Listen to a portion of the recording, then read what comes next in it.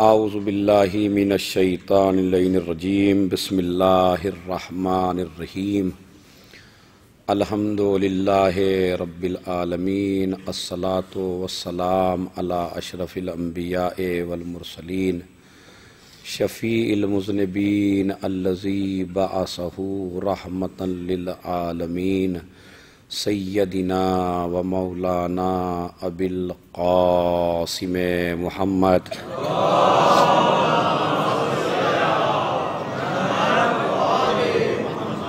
وعلی اہل بیتہ الطیبین الطاہرین المعصومین المظلومین الذین اذھب اللہ عنہم الرجس وطہرہم تطہیرا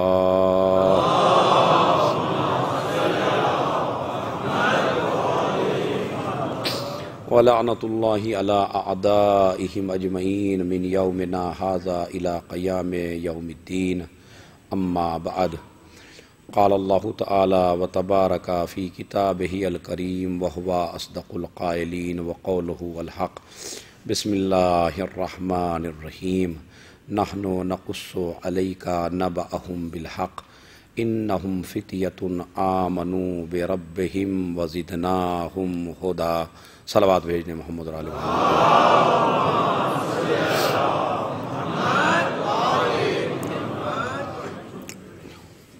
موضوع گفتگو مستقل سورہ کہف اور امام حسین علیہ السلام کے حوالے سے چل رہا ہے، اس لیے کہ امام حسین علیہ السلام نے نوک نیزہ پر جس سورہ کی کوفے میں تلاوت کی ہے اس کو سورہ کہف کہتے ہیں، اور اس سورہ میں کیا کیا پیغامات ہیں، کیوں امام علیہ السلام نے اس سورہ کی تلاوت کی، وہ روز کچھ نہ کچھ سبب آپ حضرات کی خدمت میں کلیئر ہوتا جا رہا ہے کہ اس سورہ کی عظمت کے حوالے سے میں نے آپ کو بتا چکا ہوں، اور اس سورہ میں کیا کیا پیغامات ہیں۔ اس سورہ میں کچھ مومنین کا قصہ ہے جس میں ہم کل یہاں تک پہنچے تھے کہ یہ مومنین اپنا اقتدار چھوڑ کے، اپنی وزارت چھوڑ کے، اپنی سلطنت چھوڑ کے، اپنا گھر، اپنا خاندان، اس میں ایک پیغام یہ ہے کہ اگر اللہ کی طرف کوئی راستہ جاتا ہے تو ہمیں ڈرنے کی ضرورت نہیں ہے۔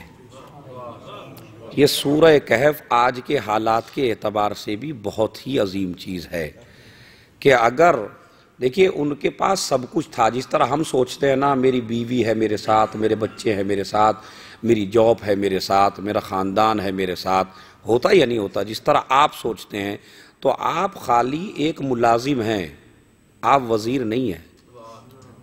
وہ وزیر تھے، وہ بڑے بڑے عہدوں پہ فائز تھے، وہ بادشاہ کے برابر میں بیٹھنے والے تھے، وہ مشیر تھے۔ ایسا نہیں ہے کہ کوئی سپاہی تھے یا چھوٹے عہدے کے انسان تھے، بلکہ ان کے مشوروں پر حکومت چل رہی تھی۔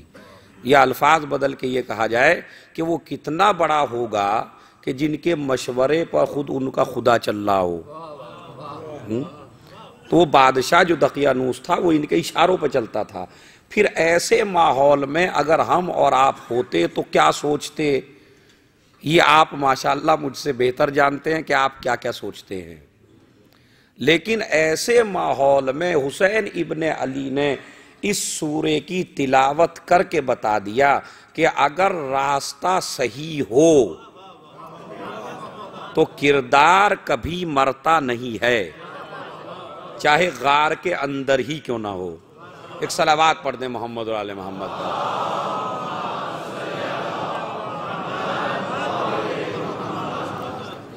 اب دیکھیں ظاہراً مجھے آپ انصاف سے بتائیے کہ اگر یہ کہیں بازاروں میں جاتے، کہیں درباروں میں جاتے، پوری دنیا میں پھرتے تو ان کا تذکرہ زیادہ ہونا چاہیے تھا۔ یہ تو بیچارے خود ہی چھپ گئے جا کے، تو جو آدمی خود ہی چھپ گیا ہو اس کا اتنا تذکرہ کیوں؟ آپ سوچ رہے ہیں؟ اور اس کو غور سے سوچئے گا کہ وہ خود غار میں جا کے چھپ گئے، انہوں نے اپنے کو چھپا دیا، اور وہ نہیں چاہتے کہ ہمارا کسی کو معلوم ہو۔ لیکن کیا کوئی بندہ ایسا ہے کہ جس کو ان کے بارے میں پتہ نہیں ہے؟ جو قرآن پڑھے گا اسے سورہ کہف پڑھنا پڑے گا، جو سورہ کہف پڑھے گا ان کا قصہ اس کو پڑھنا پڑے گا۔ اس کا مطلب یہ ہے کہ اگر راستہ حق پر ہے اور آپ حق پر ہیں تو چھپانا تمہارا کام ہے، مشہور کرنا اس کا کام ہے۔ کتنا مشہور کیا پروردگار عالم نے، اور پھر حسین ابن علی نو کے نیزہ سے اسی سورے کو پڑھ رہے ہیں تاکہ جن لوگوں نے اپنے کو غار میں جا کے چھپایا تھا ان کا تذکرہ ہر انسان کو معلوم ہو جائے۔ اسی لیے امام حسین علیہ السلام اس سورے کو اتنی اہمیت دے رہے ہیں، اور ایک دفعہ نہیں، میں نے آپ کو کہا کہ ایک دفعہ کوفے میں اور ایک دفعہ شام میں، دونوں دفعہ امام علیہ السلام نے اس سورے کی تلاوت کر کے بتایا کہ آپ کو میسج دیا کہ اس سورے کی عظمت کیا ہے اور ان لوگوں کی عظمت کیا تھی کہ جنہوں نے پوری دنیا چھوڑ دی تھی۔ کیا ان کو اپنے بچوں سے اتنی محبت نہیں تھی جتنی آپ کو ہوتی ہے؟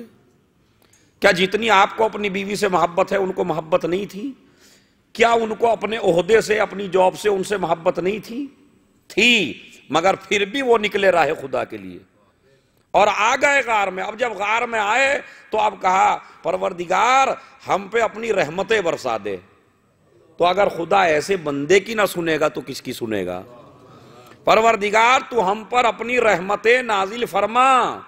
وَإِذْ اعْتَزَلْتُمُوهُمْ وَمَا يَعْبُدُونَ إِلَّا اللَّهُ، اور جب انہوں نے پوری کائنات کو چھوڑ دیا اور اللہ کی عبادت میں لگ گئے، يَنْشُرْ لَكُمْ رَبُّكُمْ مِنْ رَحْمَتِهِ، اللہ نے ان پر اپنی رحمتیں برسا دی۔ یہ رحمتیں کہاں برسی؟ کہاں برسی؟ محل میں نہیں، یہ رحمتیں برسی ایک کہف میں، ایک غار میں۔ یعنی جس کو دنیا سمجھ رہی ہے کہ یہاں تنگی ہی تنگی ہے، پریشانی ہی پریشانی ہے، نہ کھانے کا انتظام ہے، نہ پینے کا انتظام ہے، نہ لیٹنے کا انتظام ہے، مگر انسان جب مومن بن جاتا ہے تو اس کو زمین بھی بہترین فرش سے اچھی لگتی ہے۔ وہ زمین پہ لیٹ گئے، کیوں؟ اس لیے کہ جب محل میں لیٹتے تھے تو کانٹے چبھتے تھے قالین کے اوپر، لیکن اب جو زمین پہ لیٹے تو اللہ کہتا ہے ہم نے اپنے رحمتیں برسا دی، ہم تمہیں زندہ رکھیں گے بغیر کھائے پیے، اس لیے کہ زندہ رکھنے والے ہم ہیں۔ یہ بتائیے 309 سال کتنے زیادہ ہوتے ہیں؟ 309 سال وہ بھی زندہ رہے اور ان کا کتا بھی زندہ رہا، وہ بھی سوتے رہے، یہ بھی سوتا رہا، کھانے کا کوئی انتظام نہیں ہے، مگر اجا پروردگار اس درمیان میں کیا کہتا ہے کہ ہم نے ان کے لیے رحمتیں برسا دی۔ رحمتیں برسائی تو یہ بھی دیکھیے، اس کی باریکیاں دیکھیے۔ قرآن کریم کہتا ہے کہ وَتَرَى الشَّمْسَ اِذَا طَلَعَتْ، اور جب آپ سورج کو دیکھیں گے، تَقْرِضُهُمْ ذَاتَ الْيَمِينَ، جب سورج نکلتا ہے تو ان کے داہنی سائیڈ سے، یعنی ڈائریکٹ سورج کی دھوپ ان کے اوپر ہم نے نہیں ڈالی، اس لیے کہ ڈائریکٹ دھوپ ڈال دیتے تو بدن خراب ہو جاتا۔ وَإِذَا غَرَبَتْ تَقْرِضُهُمْ ذَاتَ الشِّمَالِ، یعنی یہ ہے بیچ، ادھر سے سورج نکلتا ہے اور ادھر کو سورج غروب ہوتا ہے، اور درمیان میں یہ ہے، لیکن ہم شعائیں بھیج رہے ہیں سورج کی، ہم شعائیں اس غار میں سورج کی بھیج رہے ہیں تاکہ ہم ان کو زندہ رکھ سکیں۔ لہذا سورج نکلتا ہے ادھر سے اور غروب ہو جاتا ہے ادھر، چونکہ یہ ہدایت یافتہ تھے، انہوں نے ہدایت لی تھی تو ہم نے ان کو ہدایت دے دی۔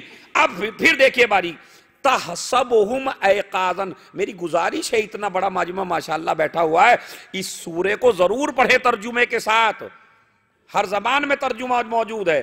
تحسبہم ایقاظاً وہم رقود، جب آپ ان کو دیکھیں گے تو ایسے گمان کریں گے، تحسبہم ایقاظاً، جب آپ ان کو جا کے دیکھیں گے تو ایسا لگے گا جیسے جاگ رہے ہوں،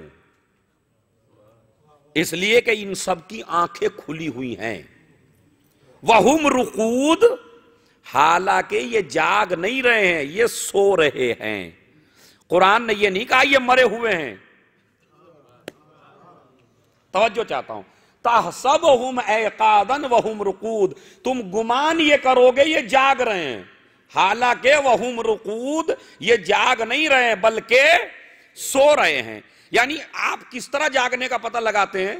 آنکھیں کھلی ہوئی ہوں، تو ان کی آنکھیں کھلی ہوئی ہیں۔ کیوں کھلی ہوئی ہیں؟ اب آپ سائنسدانوں سے پوچھئے، دنیا سے پوچھئے، دیکھیے اگر حشرات الارض کسی انسان پہ حملہ کرنا چاہے تو اسی پہ حملہ کرتا ہے جس کی آنکھیں بند ہوں، جس کی آنکھیں بند ہوں۔ اللہ کی حکمت دیکھیے، یہ سو رہے ہیں، آنکھیں کھلی ہوئی ہیں، تمہیں لگے گا جاگ رہے ہیں، حقیقت میں یہ سو رہے ہیں۔ اچھا سونے کی علامت بھی سنیے کیا بتائی، وَنُقَلِّبُهُمْ ذَاتَ الْيَمِينِ وَذَاتَ الشِّمَالِ، ہم ان کو کروٹیں بھی دلاتے ہیں۔ کیا عجیب و غریب قرآن کی فصاحت و بلاغت ہے۔ نُقَلِّبُهُمْ ذَاتَ الْيَمِينِ وَذَاتَ الشِّمَالِ، ہم انہیں کبھی داہنی کروٹ دلاتے ہیں، کبھی بائیں کروٹ دلاتے ہیں، 6 مہینہ ادھر لٹاتے ہیں، 6 مہینہ ادھر لٹاتے ہیں، اس لیے کہ اگر بدن خاک کے اوپر ایسے ہی پڑا رہے گا تو بھی نقصان پہنچے گا، لیکن جب جگہ بدلتی رہے گی تو ان کو کوئی نقصان پہنچنے والا نہیں ہے۔ ہم انہیں کروٹ دلاتے ہیں۔ اے پروردگار تو اگر سیدھا، تو انکا علی کل شیء قدیر ہے، ہر چیز پہ قادر ہے، سیدھا لٹا کے بھی ان کی حفاظت کر سکتا تھا۔ کہا نہیں، مجھے دنیا کو بتانا ہے کہ اگر ہمیں یہ بتانا ہو یہ سونے والا مردہ نہیں ہے۔ بہت بڑا میسج ہے اس میں قرآن کریم سے۔ اگر پوری دنیا کو یہ سمجھانا ہو کہ یہ سونے والا مردہ نہیں ہے، زندہ ہے، تو اس کی زندگی کی علامت یہ ہے کہ ہم اسے کروٹ دلاتے ہیں۔ تو اس کا مطلب ہے قرآن نے بتایا کروٹ دلانا زندگی کی علامت ہے۔ اسی لیے جب ہم اپنے مرنے والے کو قبر میں رکھتے ہیں،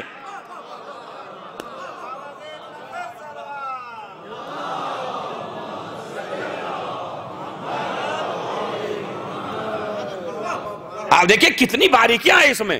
جب ہم انہیں تعصبہم عقازن وہم رقود ونقلبہم ذات الیمین و ذات الشمال، ہم ان کو کروٹ دلاتے ہیں اصحاب کہف کو، کبھی دہنی طرف کبھی بائیں طرف۔ کیوں؟ اس لیے کہ کروٹ دلانا زندگی کی علامت ہے۔ اب سمجھے ہماری شریعت میں کیوں رکھا کہ جب مردے کو لٹاؤ قبر میں، اچھا پھر اس کو ہلاؤ بھی، حرکت بھی دو۔ حرکت مردے کو نہیں دی جاتی، حرکت زندے کو دی جاتی ہے۔ اور بھی کہا اسمع افہم، سن اور سمجھ۔ اسمع کا مطلب ہے سننا، افہم کا مطلب ہے سمجھنا۔ اسمع کا تعلق کانوں سے ہے، افہم کا تعلق عقل سے ہے۔ بتائیے سب سے بڑی مصیبت کیا ہے؟ بخار موت نہیں ہے۔ بخار کو ڈاکٹروں نے، سائنسدانوں نے حدیثوں میں بخار کی یعنی موت کی علامت کہا ہے بخار کو۔ اسی لیے کہا گیا اگر کسی کو 1 رات کا بخار ہو جائے تو 1 رات کا بخار 1 سال کے گناہ کا کفارہ ہے۔ یہ معصوم نے فرمایا ہم لیلۃ کفارۃ سنہ، 1 رات کا بخار 1 سال کے گناہ کا کفارہ ہے۔ کیوں؟ اس لیے کہ 1 رات کے بخار کے اثرات پورے سال رہتے ہیں۔ اللہ نے اجر اسی لیے برابر دیا کہ 1 سال اثر رہے گا تو 1 سال ہم گناہوں کا کفارہ اس کو قرار دے رہے ہیں۔ تو سب سے بڑی مصیبت جس میں انسان، اسی لیے کہا جاتا ہے جب آدمی مر جائے تو اسے آرام آرام سے لے کے چلو، اس لیے کہ بالکل زخمی کی طرح ہے یہ، مکھی بھی اس کے اوپر نہ بیٹھنے دو۔ حکم ہے یا نہیں ہے؟ مکھی بھی اس کے اوپر نہ بیٹھنے پائے۔ مگر چونکہ بڑا سخت ہے یہ وقت، ہم نے کیا کہا؟ اسمع افہم، کروٹ بھی دلائی، اور یہ بھی کہا سن اور سمجھ۔ سننے کا تعلق بدن سے ہے یعنی کانوں سے، اور سمجھنے کا تعلق عقل سے ہے۔ اس کا مطلب یہ ہے کہ مرنے کے بعد بھی علی والے کی عقل خراب نہیں ہوتی۔ ایک صلوات بھیج دیں محمد اور آل محمد پر۔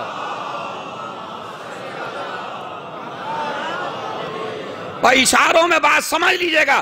ہم نے کہا افہم، سن اور سمجھ، یعنی عقل بالکل مضبوط ہے تو تو جس کے غلاموں کی عقل اتنی مضبوط ہو اس کے آقا کی عقل کتنی مضبوط ہوگی.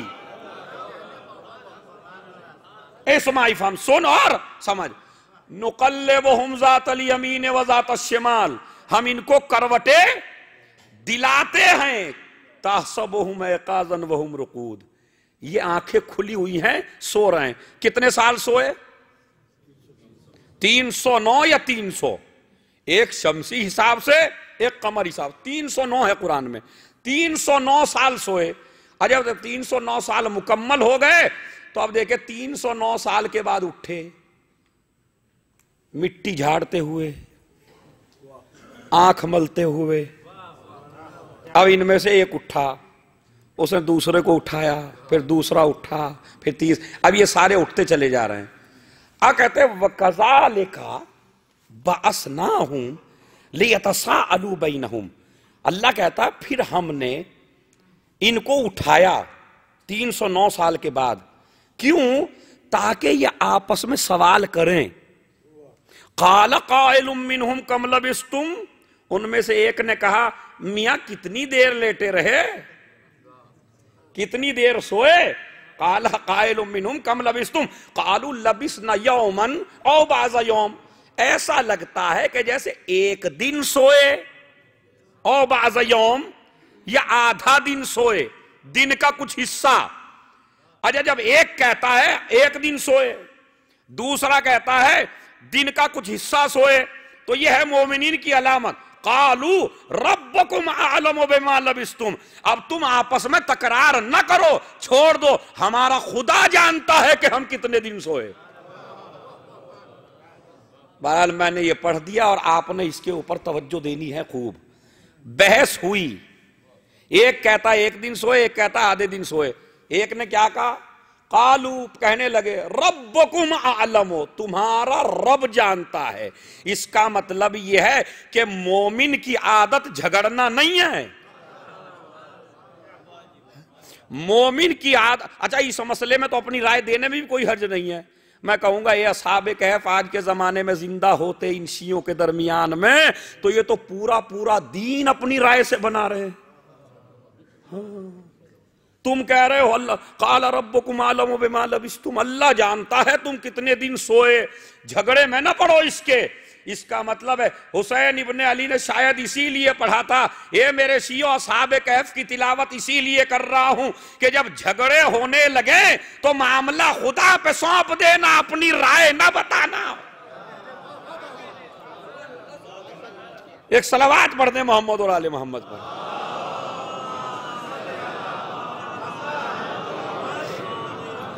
ہمارے یہاں کوئی مسئلہ ہو جائے دین کا اور تین آدمی، اور تینوں ہی یہ چاروں پانچوں جتنے بیٹھے ہیں ہمارے شیعہ، ان کو کسی کو دین نہیں آتا. مثلا ایسے ہیں چونکہ یہ مولائی ہیں نا، ایک لفظ اتنا برا استعمال کرنے لگے، بڑے یہ تو بھئی یہ کیا ہے، یہ تو بڑے مولائی ہیں. بھئی مولائی، انہوں نے کچھ مولا کی حدیثیں پڑھی ہیں، مولا کی انہوں نے ہسٹری پڑھی ہے. کہا نہیں، انہوں نے پڑھا کچھ نہیں ہے، وہ مولائی ہیں، ان کا عقیدہ بڑا اچھا ہے. تو یہ عقیدہ کس نے بتایا انہیں؟ کہا نہیں، یہ اپنی مرضی ہی سے کام کرتے ہیں سارے. تو یہ مولائی نہیں ہے، یہ اپنی خواہش کے غلام ہیں. مولائی اسے تھوڑے ہی کہتے ہیں. مولائی تو اسے کہتے ہیں کہ اٹھے تو مولا کی رضا دیکھے، بیٹھے تو مولا کی رضا دیکھے، چلے تو مولا کی رضا دیکھے. مولائی اسے نہیں کہتا میرا دل یہ کہتا ہے کہ یہ بات ایسے ہوگی، میرا دل یہ کہتا ہے کہ کربلا میں یہ ہوا ہوگا، میرا دل، میرا عقیدہ یہ کہتا ہے. ارے بدبختو، تمہارے عقیدے کی کوئی حیثیت نہیں ہے. جس دین کو سنبھالنے والے 14 ہوں. صلوات پڑھ دیں محمد اور آل محمد پر.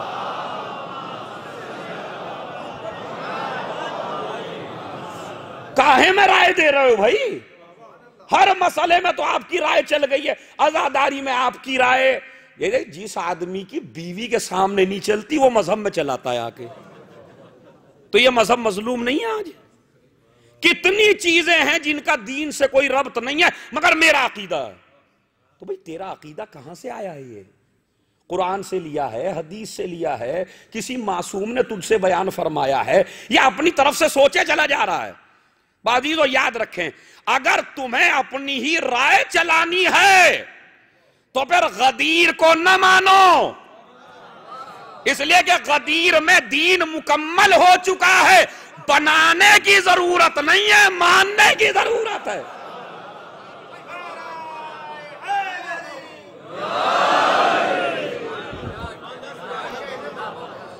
پہلا تو آج ہو سکتا ہے بعض لوگ کچھ برا مانے، مولائی وہی ہوگا جس کا علم سب سے زیادہ ہوگا۔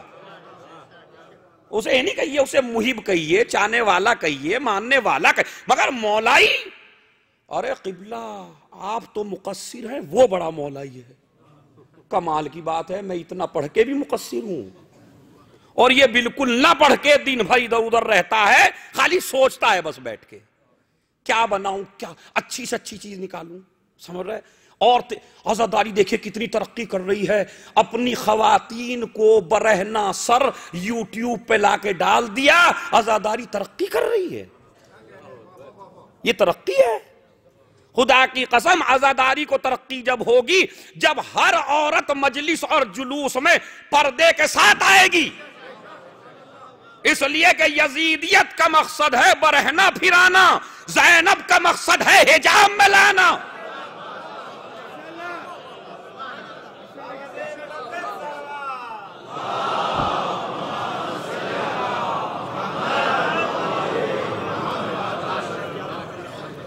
اسی لیے مومنین کی علامت بتائی کہ چھوٹا سا مسئلہ ہے بالکل، ایک کہتا ہے ہم ایک دن سوئے، دوسرا کہتا ہے ہم آدھے دن سوئے۔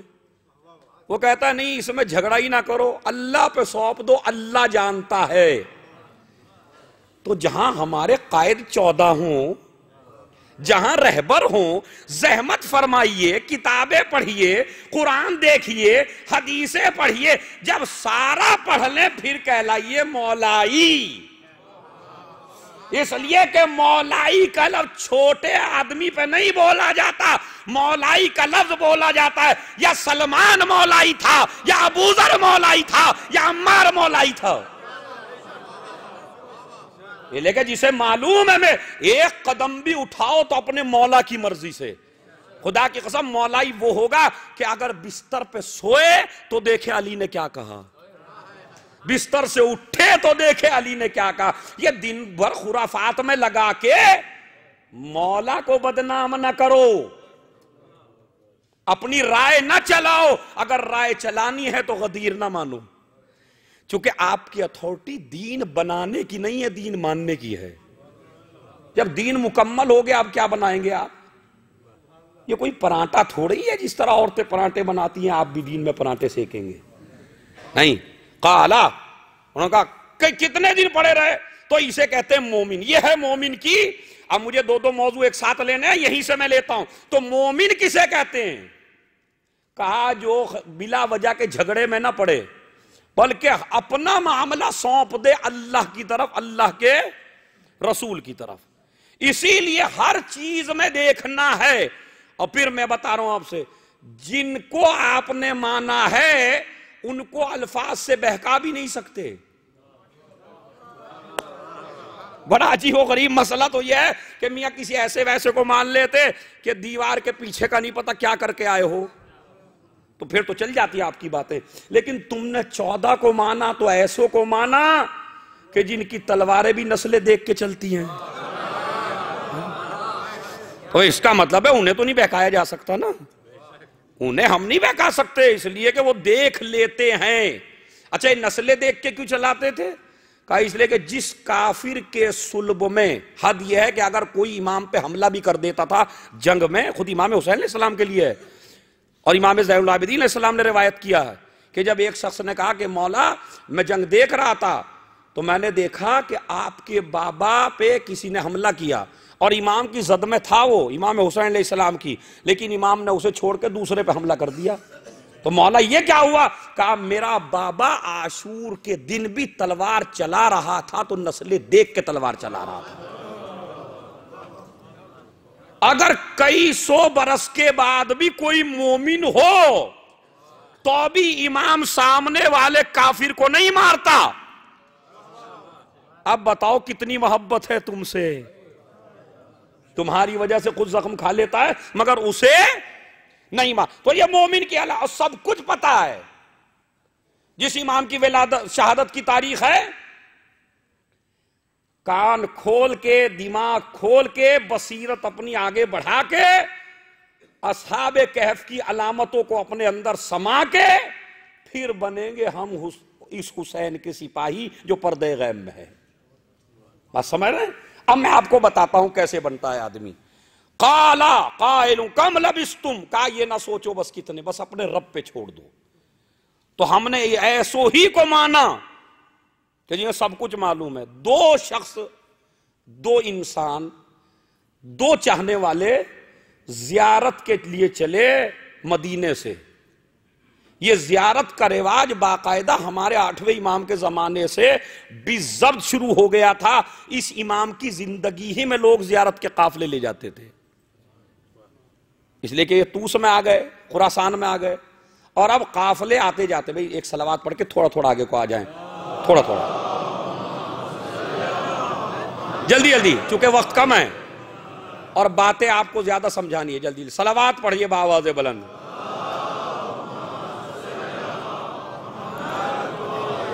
اور ماشاءاللہ جتنی اچھی تعداد میں آپ ہیں اسی طرح آتے رہیے، کیونکہ اس میں کافی پیغامات ہیں. تو مجھے اب دو موضوع کا خیال رکھنا پڑ رہا ہے.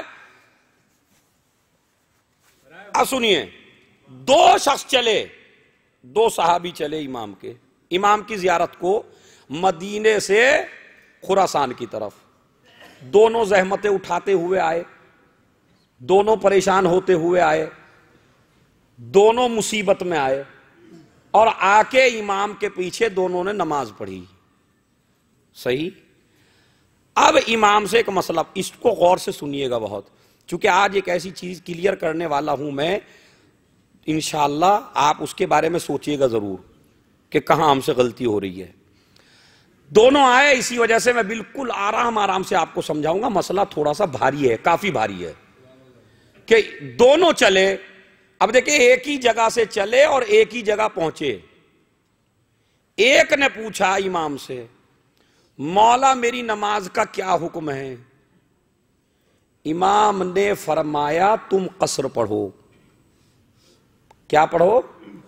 قصر پڑھو. چونکہ کافی دوری ہے اور آپ کو پتا ہے کہ نماز قصر ہو جاتی ہے جب آدمی 44 کلومیٹر آنا جانا ہو یا ایک طرف سے ہو، نماز قصر ہو جاتی ہے. تو اب مدینے سے آئے خراسان تو نماز قصر ہے. اچھا جب دونوں ہم ایک ہی جگہ سے آئے تو جب میں نے مسئلہ پوچھ لیا تو دوسرے کو کیا ضرورت ہے؟ جب دو آدمی ہیں، میں نے یہ مسئلہ پوچھ لیا امام کیسی نماز پڑھو، نے کہا قصر پڑھو. ٹھیک ہے. مگر اب دیکھیے وہ جو دوسرا تھا اس نے کہا مولا میں کیسی پڑھوں؟ امام نے کہا پوری پڑھیے. یعنی ایک نے کہا، ایک کو کہا قصر پڑھیے، ایک کو کہا پوری پڑھیے. اب میں آپ کو بتانا چاہتا ہوں کہ آپ نے کیسے اماموں کو مانا ہے کہ ان کو تمہارے دلوں کا پتا ہے، تمہاری نیتوں کا پتا ہے، خالی آنے کا نہیں پتا ہے، نیتوں کا بھی پتا ہے تمہارے امام کو. اب دیکھیں جس طرح آپ کو تعجب ہو رہا اسی طرح انہیں بھی تعجب ہوا. کہنے لگا مولا یہ کیا مسئلہ، آئے چلے بھی ایک جگہ سے، آئے بھی ایک جگہ کے اوپر، ایک کے لیے قصر اور ایک کے لیے پوری. تو اب جہاں شرائط ہیں قصر کے، وہاں پر ایک شرط یہ لکھی ہوئی ہے جس کو ہم لوگ غافل رہ جاتے ہیں کہ آپ کی نماز اس وقت قصر ہے جب آپ کا سفر جائز ہو. توجہ چاہتا ہوں، آپ کا سفر جائز ہو، لیکن اگر سفر ناجائز ہو تو پھر آپ کی نماز قصر، چاہے آپ 100 کلومیٹر چلے جائیے، چاہے 200 کلومیٹر چلے جائیے، چاہے 500 کلومیٹر چلے جائیے. یہ ہر توضیح المسائل میں ہے، لیکن اس کی طرف نہ بیان کرنے والا توجہ دیتا ہے اور مجمع تو دینا ہی ہے جب خود بیان کرنے والا نہیں دے رہا ہے. کلومیٹر مین نہیں ہے، مین ہے آپ کا سفر جائز ہونا چاہیے، ناجائز نہیں ہونا چاہیے. مثلا ایک آدمی زیارت کے لیے گیا، ٹھیک ہے سفر جائز ہے، ایک آدمی کسی کی مدد کے لیے گیا سفر جائز ہے، ایک آدمی ماں باپ سے ملنے گیا سفر جائز ہے۔ اسی کو الٹا کر دیجئے، آپ ایک شہر میں رہتے ہیں، مقدمہ دوسرے شہر میں چل رہا ہے، کافی 100 کلومیٹر کا فاصلہ ہے، مگر یہ وکیل غلط مقدمہ لڑنے جا رہا ہے، اور یہ جو گواہی دینے والا ہے یہ غلط گواہی دینے جا رہا ہے، اور ہمارے رشتہ داروں میں اور دوسرے کے رشتہ داروں میں لڑائی ہو گئی، دوسرے رشتہ دار حق پر ہیں اور ہمارے رشتہ دار باطل پہ ہیں۔ اب میں یہاں سے سفر کر رہا ہوں ان کے لیے تاکہ ان کی مدد کروں، تو اب آپ کا سفر جائز، غلط گواہی کے لیے جائیے، غلط مقدمہ لڑنے کے لیے جائیے، غلط فیصلہ کرنے کے لیے جائیے، چوری کرنے کے لیے جائیے، ڈاکہ ڈالنے کے لیے جائیے، ظالم کی مدد کرنے کے لیے جائیے، تو پھر آپ کی نماز قصر نہیں ہے۔ اب اس نے کہا مولا ہم دونوں ایک ساتھ آئے، ایک ساتھ آپ کے سامنے، ایک کی نماز قصر کیوں ہے، میری نماز پوری کیوں ہے؟ امام نے فرمایا اس لیے کہ ہم نیتوں سے واقف ہیں، یہ چلا تھا اس لیے کہ میں امام کی زیارت کے لیے جا رہا ہوں، تو چلا تھا اس لیے کہ ہمارے دشمن سے ملنے کے لیے جا رہا ہے۔ ہارون رشید کسے ملنے کے لیے آیا ہے تو؟ وہ ایک ظالم ہے، ظالم سے ملاقات ایک گناہ ہے، چونکہ تیرا سفر جائز نہیں ہے تو تیری نماز بھی قصر نہیں ہے، اس لیے کہ قصر ایک تحفہ ہے۔ ارے بھائی یہ جو قصر ہے یہ مومن کے لیے ایک تحفہ ہے، راستے میں اللہ مومن کو تحفہ دیتا ہے، فاسقوں کو تحفہ نہیں دیتا۔ صلوات بھیجے محمد اور آل محمد پر۔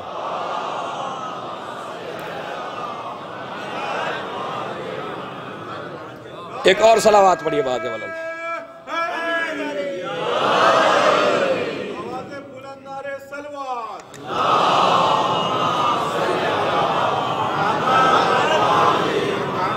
تو سفر کی شرط آپ کی سمجھ میں آئی؟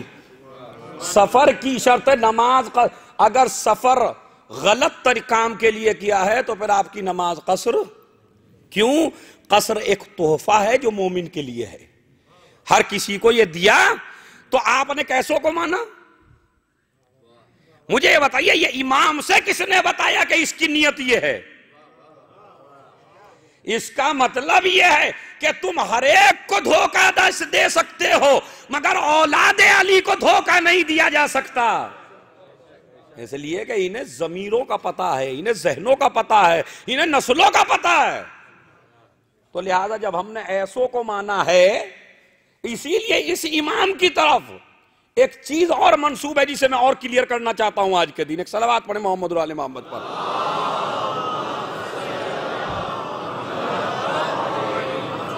اس امام علیہ السلام کے لیے اصحاب کہف کیا تھے؟ مومن تھے نا، کچھ قرآن نے مومن کی علامتیں بتائی، 8ویں امام نے مومن کی 3 علامتیں بتائی، اور مجھے ایسا لگتا ہے کہ ہو سکتا ہے پورے مجمع میں ہو، مجھے نہیں لگ رہی کہ میرے اندر ہے، ہاں میں خود اپنے کو کہہ رہا ہوں، پہلے بھائی کسی کو کہہ دوں کوئی برا مان جائے، لیکن ایک کوشش کیا کریں، اگر کوئی حدیث پڑھی جائے امام کی اور فرض کیجئے کوئی عیب ہے آپ کے اندر، تو آج کل یہ دستور بن گیا میاں روایت ضعیف ہے، میاں روایت صحیح نہیں ہے، اس کا مطلب یہ ہے کہ آپ چاہ رہے ہیں حدیثیں ایسی ہوں جیسے ہمارا مزاج، حالانکہ ہونا چاہیے الٹا، اپنے کو حدیثوں کے اعتبار سے ڈھالو، حدیث بدلنے کی کوشش نہ کرو، اپنا کیریکٹر بدلنے کی کوشش کرو۔ اب امام نے بڑا سخت لفظ ہے، امام نے فرمایا اصحاب کہف کو کیوں مومن کہا گیا، اصحاب کہف کو جوان کیوں کہا گیا؟ کل کا موضوع اس لیے کہ وہ مومن تھے، تو مومن کون ہوتا ہے؟ 8ویں امام فرماتے ہیں لا یکون المومن مومنا حتی یکون فیہ ثلاث خصال اما سنت من ربہ و سنت من نبیہ و سنت من ولیہ فاما سنت من ربہ فکتمان السر واما السنت من نبیہ فمدارات الناس واما السنت فی من ولیہ فالصبر فی البأساء والضراء. اب آپ دیکھیے میرے اندر مجھے نہیں لگ رہا ہے کہ ہے، چونکہ پہلی ہی علامت میں ڈھیر ہو جاتا ہے آدمی. اب میں سناتا ہوں آپ کو، معتبر حدیث ہے ہمارے 8ویں امام کی، کوئی مومن بن ہی نہیں سکتا جب تک اس کے اندر 3 صفتیں نہ ہوں. کوئی انسان بھی، کوئی بھی مومن نہیں بن سکتا جب تک اس کے اندر 3 صفات موجود. جوانوں غور سے سننا ہے. پہلی صفت اللہ کی، دوسری صفت نبی کی، تیسری صفت امام کی. یعنی ایک اللہ کی صفت، ایک امام کی سنت، ایک نبی کی سنت. فَأَمَّا السُّنَّةُ مِن رَبِّهِ فَكِتْمَانُ السِّرِّ. تمہارے رب کی صفت یہ ہے کہ دوسرے کے راز چھپاؤ. تو مومن کب بنے گا؟ جب راز چھپائے. میرے اندر نہیں ہے یہ. اب مجھے نہیں پتا آپ سب دیکھیے اپنے میں ہے یا نہیں ہے. ہمیں تو ایسا لگتا جہاں ہم تو وہ بات بنا دیتے ہیں جو بیچارے کے اندر بھی نہیں ہے. پتا چلا اس کو بھی نہیں پتا ہے کہ جس کے متعلق بنا دیے. اور اگر چھوٹی سی پتا چل گئی تو پورے دبئی میں، پورے شارجہ میں، ہندوستان، پاکستان سب میں چھوٹا سا کام کر دیا بیچارے نے. ایک نے غلطی ہو گئی، اب وہ ان کے رشتہ داروں کو پتا، ان کے دوستوں کو، ارے کیا تمہیں پتا ہے، ارے یہ ایسا ہو گیا ہے. تو بھائی یہ عورتوں کی صفتیں مردوں میں کیسے آ گئی ہیں؟ عورتیں بدنام ہیں اس میں. میرے خیال میں مردوں میں آج کل زیادہ آ رہی ہے. عورتیں تو بیچاری مومنات ہیں. صلوات پڑھیں محمد علیہ محمد.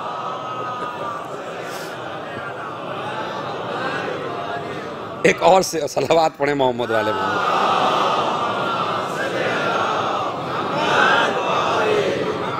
میں نے اسی طرح ایک بیان دیا تو میں نے کہا مجھے ڈر کی ضرورت نہیں ہے، اس لیے کہ آپ کی بیویاں یہاں ہیں، میری نہیں ہیں. تو ایک نے آ کے کہا سرکار آن لائن ہے، وہاں بھی سنی جا رہی ہے. صلوات پڑھیں محمد علیہ محمد پر.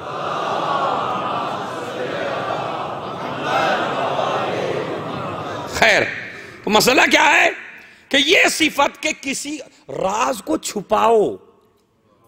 اچھا آپ یہ بتائیے جب آپ گناہ کرتے ہیں تو آپ کی کیفیت کیا ہوتی ہے؟ وہ چھپا رہے یا ظاہر ہو جائے؟ یہی ہے نا. کوئی نہیں جانتا آپ کے بارے میں مگر وہ جانتا ہے، وہ خدا جانتا ہے. مجھے یہ بتائیے کیا خدا نے ایک کا راز دوسرے کو بتایا؟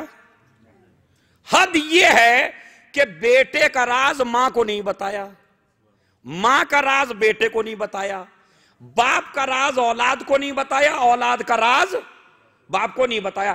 اتنا چھپایا، اتنا چھپایا، اتنا خدا نے چھپایا کہ گناہ کرنے والا 10 سال کے بعد بھول گیا کہ اس نے کوئی گناہ بھی کیا تھا. اب آپ سمجھے دنیا میں فتنہ برپا کیوں ہو رہا ہے؟ اس لیے برپا ہو رہا ہے کہ میں آپ کا عیب اچھال رہا ہوں، وہ میرا عیب اچھال رہا ہے، دوسرا تیسرے کا عیب اچھال رہا ہے. اللہ نے کہا معاشرے میں فتنہ بڑھتا چلا جائے گا، اسی لیے میں نے اپنا ایک نا یا ستار العیوب، اے عیبوں کو چھپانے والے، اگر یہ چاہتے ہو کہ خدا تمہارے عیب چھپائے تو واجب ہے تم دوسرے کا عیب چھپاؤ.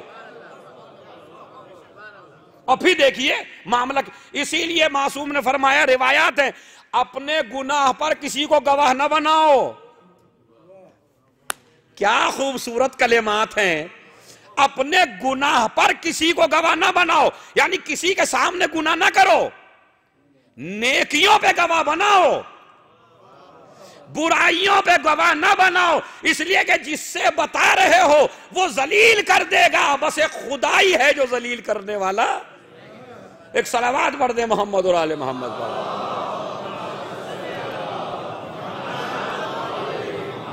یا ستار العیوب، اے عیبوں کو تو یہ بھی ایک موضوع ہے، انشاءاللہ آتا رہے گا، لیکن میں اس میں زیادہ نہیں بڑھنا چاہتا۔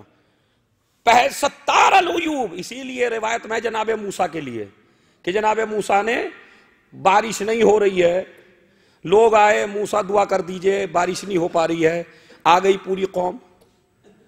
اللہ نے کہا نہیں کروں گا۔ کیوں کہا؟ اس لیے کہ اس میں ایک گناہگار بیٹھا ہے، جب تک یہ نہیں جائے گا تب تک نہیں کروں گا۔ جناب موسیٰ نے کہا بھائی سارے مرنے لگ رہے ہیں، بہت پریشان ہے مجمع، تم میں سے جس نے چغل خوری کی ہو وہ اٹھ کے چلا جائے۔ اب یہ بتائیے کون جائے گا اٹھ کے؟ ایسے ماحول میں تو ویسے بھی نہیں جائے گا۔ اگر کسی کو میرے خیال میں کوئی حاجت بھی پیش آ رہی ہو تو بھی نہیں اٹھے گا، میرے اٹھتے ہی مجمع سمجھ لے گا یہی ہے بدبخت جس کی وجہ سے مارے جا رہے تھے۔ لیکن نہیں اٹھا، کوئی نہیں اٹھا۔ تو اب جس نے گناہ کیا تھا اسی نے دل ہی دل میں اپنا کانٹیکٹ اپنے خدا سے کیا، معبود اگر میں اٹھ کے گیا تو یہ تیرے بندے مجھے ذلیل کر کے رکھ دیں گے۔ کوئی نہیں جانتا کہ میں نے گناہ کیا ہے مگر تو جانتا ہے کہ میں گناہگار ہوں، پروردگار مجھے معاف کر دے۔ اب جب کوئی نہ اٹھا، موسیٰ نے پھر دعا کی، اللہ نے بارش برسا دی، بارش برسی۔ موسیٰ نے کہا پروردگار کوئی اٹھا نہیں، اب کس وجہ سے کر دی؟ کہا اسی گناہگار کی وجہ سے، کہا میں نے بارش کر دی اسی گناہگار کی وجہ سے۔ پروردگار پہلے بارش روکی اسی کی وجہ سے، اب بارش کر دی اسی کی وجہ سے۔ کہا کیوں؟ کہا میرے بندے نے مجھ سے معافی مانگ لی، میں نے اسے معاف کر دیا۔ موسیٰ نے ہاتھ جوڑ کے کہا پروردگار اب تو بتا دے اس مومن بندے کا نام کیا ہے۔ کہا موسیٰ ہم تمہارے رب ہیں، جب گناہگار تھا جب تو ذلیل نہیں کیا، اب تو ہمارا بندہ ہو گیا۔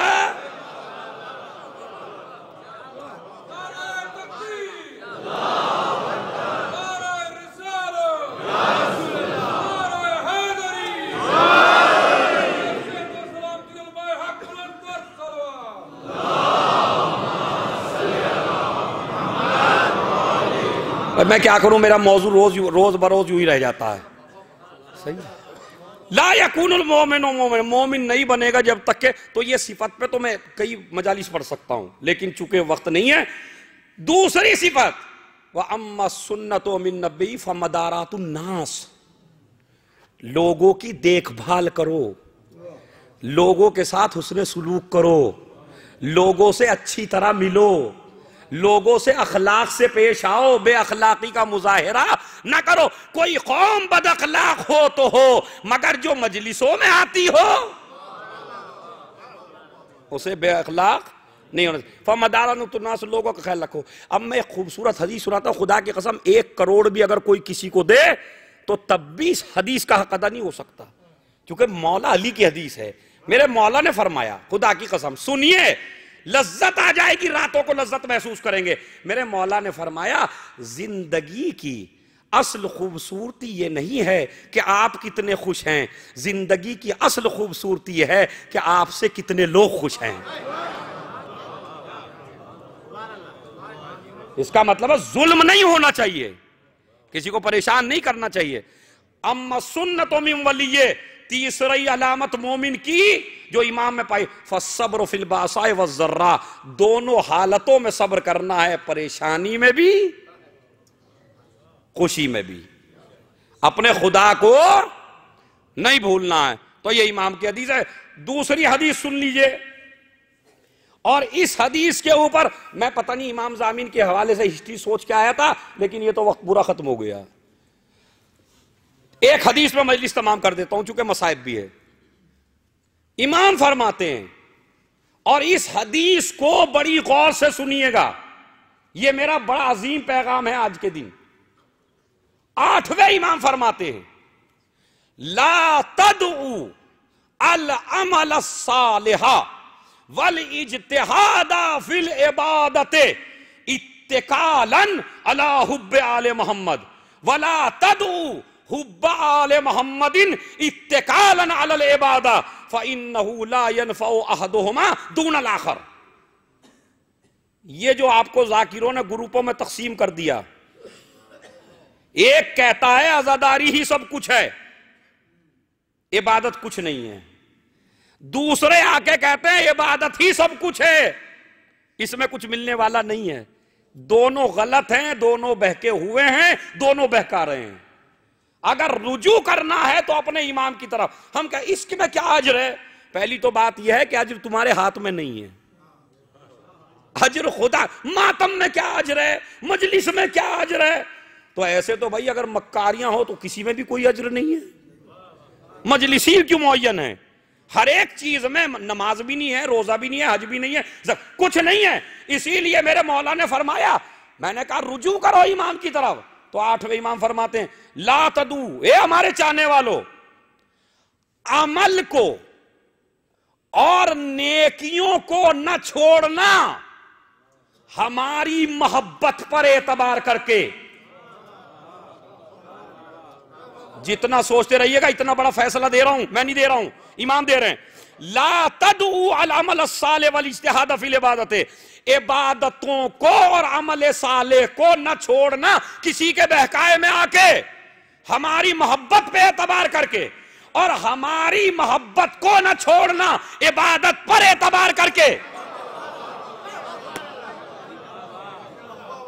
صلوات پڑھ دیں محمد اور آل محمد پر.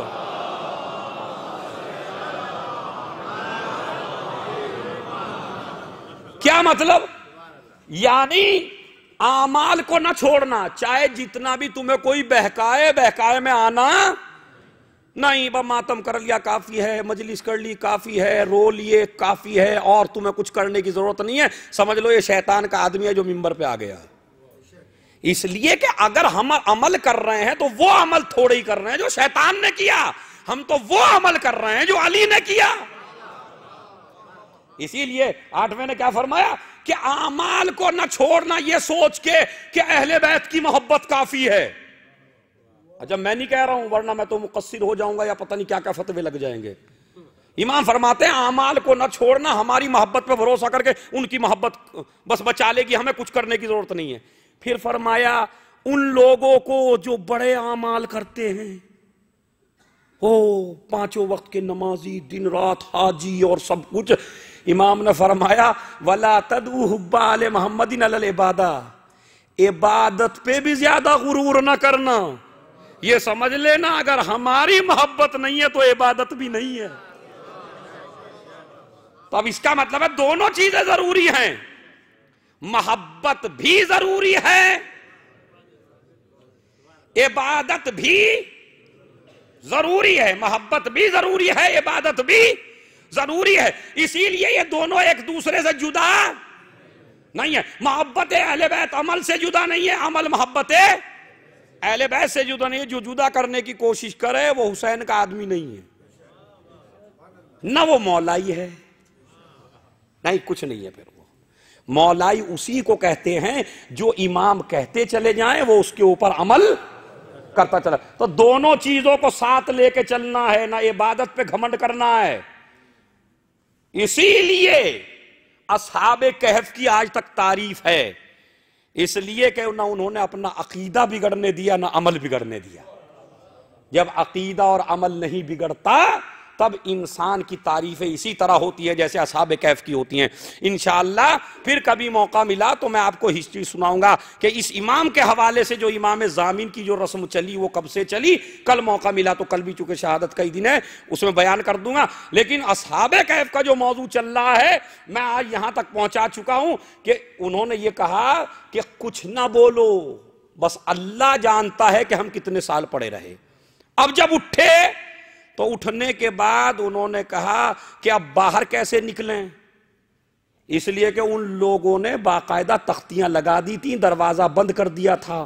جب دروازہ بند ہے اور چینا ہوا ہے دروازہ پتھروں سے تو اب وہ کھلے کیسے؟ بس کوئی چیز بھی نہیں کھولنے کے لیے. تو ان میں سے کچھ لوگوں نے اپنے عمل بتائے اللہ کی راہ میں.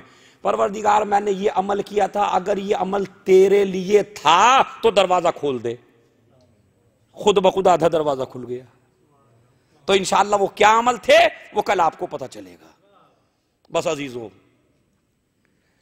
لا تدعو العمل الصالح. پھر امام کی حدیث، آخری حدیث، چونکہ 2 حدیثیں ہو گئی، تیسری حدیث اور پڑھتا ہوں. من سلم فقیرا مسلمن، من لقی فقیرا مسلمن وسلم علی خلافہ الاغنیاء بخلافہ الاغنیاء، جس آدمی کی ملاقات ایک غریب آدمی سے ہوئی ہو، دین سمجھیے کیا ہے، جس آدمی کی ملاقات ایک غریب آدمی سے ہوئی ہو اور ایک رئیس آدمی سے ہوئی ہو، اگر سلام کرنے والا غریب کو الگ انداز میں سلام کرے، امیر کو الگ انداز میں سلام کرے، تو امام فرماتے ہیں جب یہ محشر میں خدا سے ملاقات کرے گا تو پروردگار اس بندے کے اوپر بہت زیادہ غضبناک ہوگا۔ کیوں؟ اس لیے کہ ہم نے اپنی بارگاہ میں بلایا تھا تو برابر کر کے بلایا تھا، حج پہ گئے تھے تو بھی ایک لباس میں، قبر میں آئے تھے تو بھی ایک لباس میں، تاکہ ہم یہ بتا دیں کوئی امتیاز کسی کو نہیں ہے۔ سلام جس طرح امیر کو کیا جائے گا اسی طرح، پتہ چلا غریب آدمی السلام علیکم، السلام علیکم ورحمت اللہ، تو آٹھویں امام کیا فرماتے ہیں؟ جس نے فقیر آدمی کو الگ طریقے سے سلام کیا، امیر کو الگ طریقے سے سلام کیا، تو پھر بارگاہ خدا میں اس کی پکڑ ہوگی۔ تو جو پروردگار تمہیں سلیقہ سمجھا رہا، اسی لیے معصوم، بتائیے امام نے کبھی یہ دیکھا ایک ہمارا چاہنے والا رئیس ہے، ایک ہمارا چاہنے والا غریب ہے، کوئی فرق ہے؟ اور اگر کسی کو اب بھی یقین نہیں آتا تو دونوں آدمی پکار کے دیکھ لو، اب بھی رئیس بلائے گا جب بھی آ جائیں گے، غریب بلائے گا جب بھی آ جائیں گے، لیکن مولا کے یہاں کوئی فرق نہیں ہے۔ آج 17 کی شب ہے، ہمارے آٹھویں امام کی شہادت کی تاریخ ہے۔ ان غمناک دنوں میں، ان المناک دنوں میں آٹھواں امام دنیا سے جا رہا ہے۔ سب سے زیادہ عزاداری کو فروغ اور مجلسوں کے طریقے اور شاعروں کو بلا بلا کے مرثیے پڑھوانا یہ ہمارے آٹھویں امام نے شروع کیا ہے، کیا دوسرے اماموں نے بھی ہے، لیکن اتنی عزاداری پھیلا دی آٹھویں امام نے۔ محرم کا چاند نظر آ چکا ہے، آٹھویں امام کی خدمت میں دیبل آیا، آ کے کہا، سلام کیا، کیا دیکھا مولا کے چہرے پہ مسکراہٹ نہیں ہے، بالکل چہرہ جھکا ہوا ہے، نہ کوئی مسکراہٹ ہے، نیچے بیٹھے ہوئے۔ تو کہا مولا کیا بات ہے؟ کہا دیبل تجھے نہیں پتا ہماری مصیبتوں کے دن شروع ہو گئے، مصیبتوں کے ایام شروع ہو گئے ہیں۔ کہا مولا دیبل کیا تو نے کوئی مرثیہ کہا؟ کہا مولا میں نے مرثیہ تو کہا۔ کہا تو بے دیبل رکو، ایک مرتبہ امام نے فرش عزا بچھائی، دیکھیں یہ ہے طریقہ مجلس کا جو امام نے بتایا ہے۔ آٹھویں امام نے فرش عزا بچھائی، فرش عزا بچھانے کے بعد امام نے کہا ایک پردہ کھینچ دیا جائے تاکہ مرد اس سائیڈ میں بیٹھ جائیں، عورتیں اس سائیڈ میں بیٹھ جائیں۔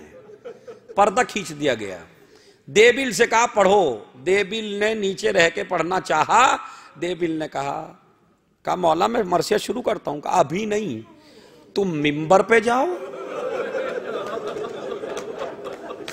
تمہارا امام زمین پہ بیٹھتا، آپ کے سامنے مولا؟ کہا اس لیے کہ ظاہراً تو تو مجھے دیکھ رہا ہے، تجھے نہیں پتا اس میں کون کون بیٹھا ہے۔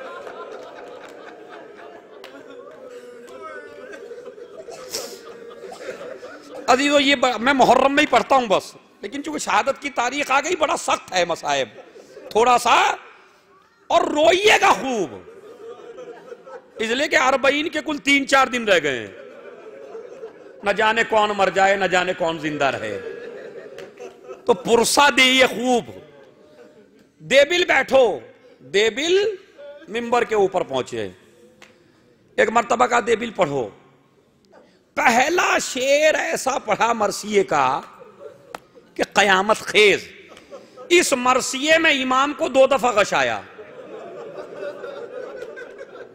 امام کو بھی غش آ گیا،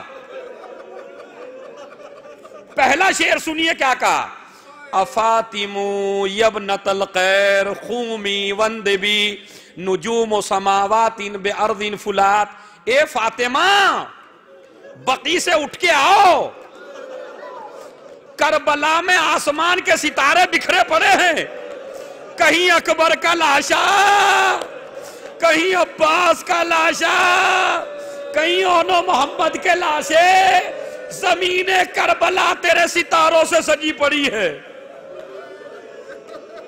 اے شہزادی آؤ، آ کے دیکھو کہ تیرے لال کا باغ اجڑ گیا ہے، ہر جگہ لاشیں پڑے ہوئے ہیں۔ امام روتے رہے۔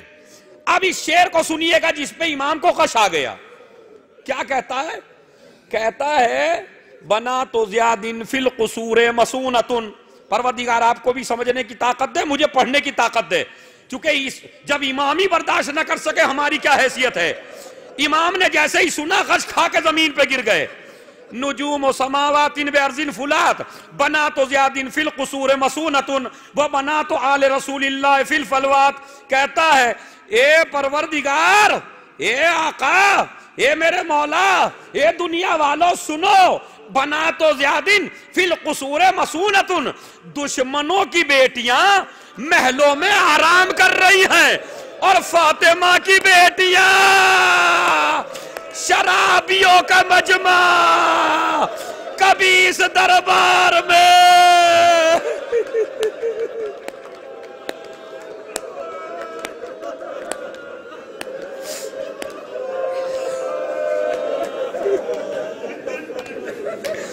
پھر اس شعر کو سنیے، بنا تو زیادن فی القصور مسونتن و بنا تو آل رسول اللہ فی الولوات، دشمنوں کی بیٹیاں محلوں میں آرام کر رہی ہیں، فاطمہ کی بیٹیاں کبھی ابن زیاد کے دربار میں، کبھی یزید کے دربار میں، بے مخنہ و چادر، تماشائیوں کا مجمع۔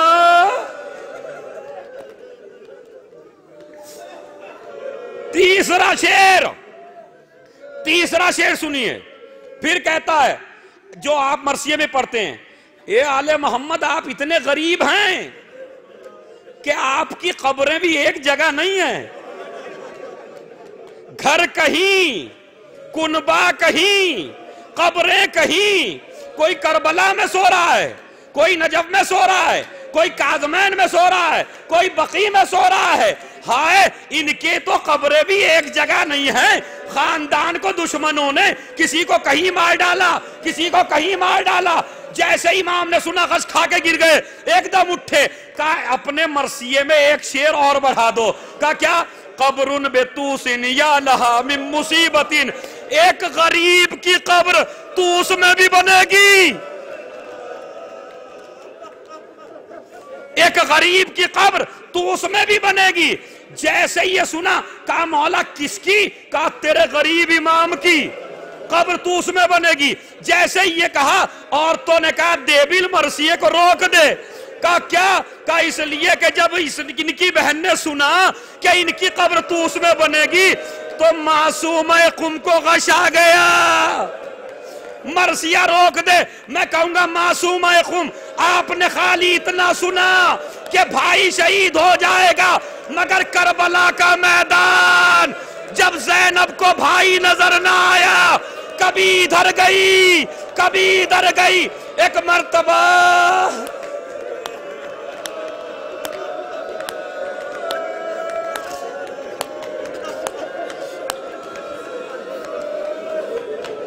مصیبت سنیے، مصیبت کیا؟ غش کھا کے گر گئی معصومہ قم، پروردگار جو اس سال نہیں جا سکے اگلے سال انہیں جانا نصیب ہو کربلا۔ ابھی مسائل سنیے، انہیں کربلا جانا نصیب ہو۔ جب زینب کو بھائی نظر نہ آیا تو کبھی دہنے گئی، کبھی بائیں گئی، مگر حسین نظر نہیں آئے۔ جا کے کربلا دیکھیے، قتل گاہ سے تلہ زینبیہ تھوڑی سی دوری پہ ہے، 70 قدم کے فاصلے پر، یہ ایک بلند جگہ تھی۔ جب زینب کو بھائی نظر نہ آیا، زینب نے اس طرح دیکھا، کیا دیکھا؟ شمر کا خنجر چل رہا ہے، آواز دی اے پسر سا ارے میرا باجایا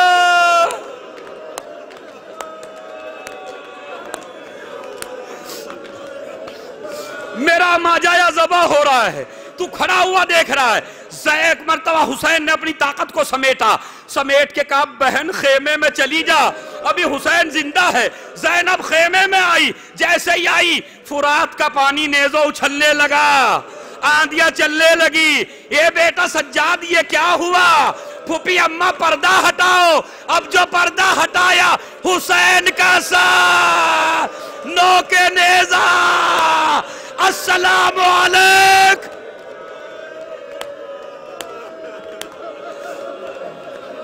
بابا میرا سلام لو۔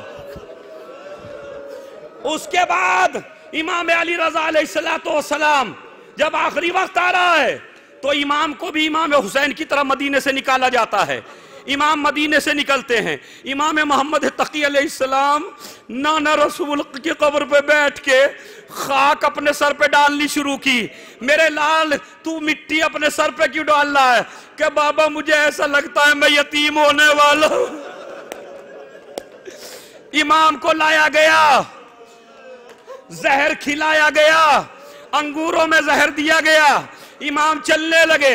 حاکم نے کہا کہاں جا رہے ہو؟ کہاں جا تم نے مجھے بھیجنے کا ارادہ کیا ہے۔ امام دنیا سے رخصت ہوئے، لیکن امام محمد تقی مدینے میں تھے، معجزے سے پہنچے، غسل بھی دیا، کفن بھی پہنایا، نماز جنازہ بھی پڑھی۔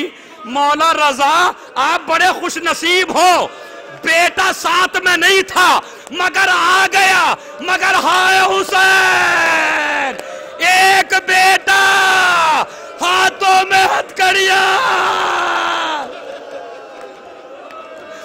زینب نے دیکھا سجاد کے چہرے کا رنگ بدل رہا ہے۔ میرے لال کیا ہوا؟ اے پھوپھی اماں انہوں نے اپنے کشتائے نجس کو دفن کر دیا۔ میرا بابا 3 دن کا بھوکا پیاسا۔ بس ازی تو آخری جملہ روایت کہتی ہے امام کو دفنا دیا گیا۔ اس کے بعد بہن چلی اپنے بھائیوں کو لے کے معصوم قم، چلو بھائی کی زیارت کو چلتے ہیں، مگر دشمنوں نے سب کو قتل کر دیا۔ یہ بہن پھر بھی چلی، قم قریب آیا۔ جیسے قم قریب آیا قم والوں کو پتہ چلا کہ امام کی بہن آ رہی ہے۔ ایک حاکم نے کہا سیاہ علم ہاتھ میں لے لو، سیاہ لباس پہن لو، بڑا احترام کرنا ہے، ایک دم سے خبر نہیں دینی ہے امام کی بہن کو۔ ایک مرتبہ ان کا قافلہ آ رہا ہے، کسی کنیز نے کہا شہزادی ارے پورا شہر سیاہ ہے، ہاتھوں میں کالے علم ہیں۔ ایک مرتبہ جھانک کے دیکھا، ارے یہ کون سا طریقہ ہے کسی کا استقبال کرنے کا؟ کسی نے کہا بی بی تیرا بھائی مر گیا۔ امام رضا دنیا سے رخصت ہو گئے، کچھ دن زندہ رہی، بیمار ہو گئی، دنیا سے چلی گئی۔ میں کہوں گا شہزادی بڑی خوش نصیب ہو، تمہارا استقبال کالے علم سے کیا، مگر زینب کسی نے تازیانہ سر پہ چادر نہ رہی۔ اے ابا جب مدینے سے چلے تھے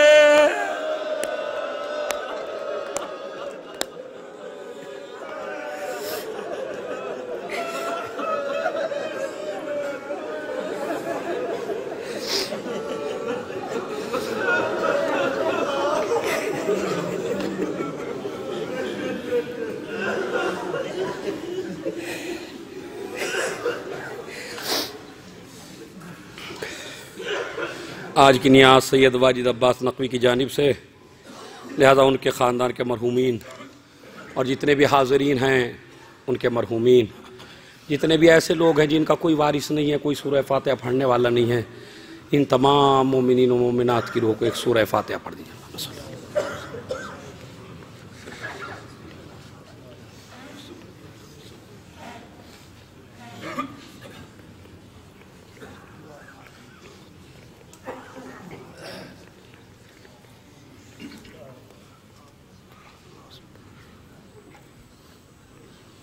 ماتم